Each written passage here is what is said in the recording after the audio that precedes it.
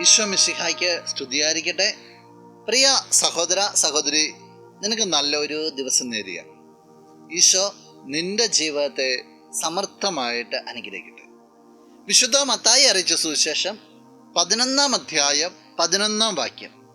സത്യമായി ഞാൻ നിങ്ങളോട് പറയുന്നു, സ്ത്രീകളിൽ നിന്ന് ജനിച്ചവരിൽ സ്നാപക യോഹന്നാനേക്കാൾ വലിയവൻ ഇല്ല. എങ്കിലും സ്വർഗരാജ്യത്തിലെ ഏറ്റവും ചെറിയവൻ അവനേക്കാൾ വലിയവനാണ്. ഈശോ സ്നാപക യോഹന്നാനെ ഉയർത്തി കാണിച്ചിട്ട് പറയാണ്, സ്ത്രീകളിൽ നിന്ന് ജനിച്ചവരിൽ, അതായത് ഈ ലോകത്ത് ജനിച്ചവരിൽ സ്നാപക യോഹന്നാനേക്കാൾ വലിയവനില്ല. എൻ്റെ പിന്നാലെ വരുന്നവന് ചെരുപ്പിൻ്റെ വാറഴിക്കുവാൻ എനിക്ക് യോഗ്യനല്ല എന്ന് പറഞ്ഞവനെ ഈശോ മഹത്വപ്പെടുത്തുകയാണ്, ഉയർത്തിക്കാട്ടുകയാണ്.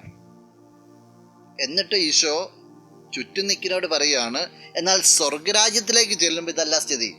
സ്വർഗരാജ്യത്തിലെ ഏറ്റവും ചെറിയവൻ പോലും ഈ സ്നാപനേക്കാൾ വലിയവനാണ്.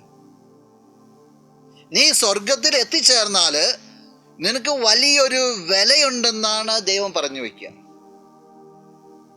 ഈ ലോക ജീവിതത്തിൽ സ്വർഗത്തിന് വേണ്ടിയുള്ള ഒരു ദാഹമാണ് നിന്നിൽ ആഴപ്പെടേണ്ടത്. ഈ ലോകമെല്ലാം കടന്നു പോകും, ഇവിടുത്തെ മഹിമകൾ പ്രതാപങ്ങളെല്ലാം കടന്നു പോകും, നീ വെട്ടിപ്പിടിക്കുന്ന എല്ലാം കടന്നു പോകും. ശാശ്വതമായ ഒരു സ്വർഗം നിനക്ക് വേണ്ടി വെയിറ്റ് ചെയ്യുക. ആ സ്വർഗത്തിൽ എത്തിച്ചേർന്നാൽ നീ വലിയ വ്യക്തിയായിത്തീരും.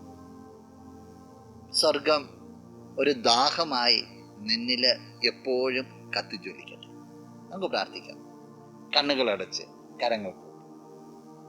നല്ലവനായ കർത്താവേ, നിന്നെ അങ്ങ് സ്തുതിക്കുന്നു, ആരാധിക്കുന്നു, മഹത്വപ്പെടുത്തുന്നു. നിന്റെ നിറസാന്നിധ്യത്തെ നന്ദിയോടുകൂടി ഓർക്കുകയാണ്.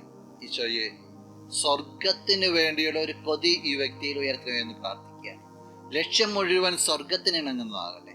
അവസാനം സ്വർഗത്തിൽ എത്തിച്ചേരുവാനായിട്ടും സാധിക്കട്ടെ. ഈ ദിവസത്തിന് വേണ്ടതായ എല്ലാ അനുഗ്രഹങ്ങളും നൽകണമേ, ഇപ്പോഴും എപ്പോഴും എന്നേക്കും. ആമേൻ.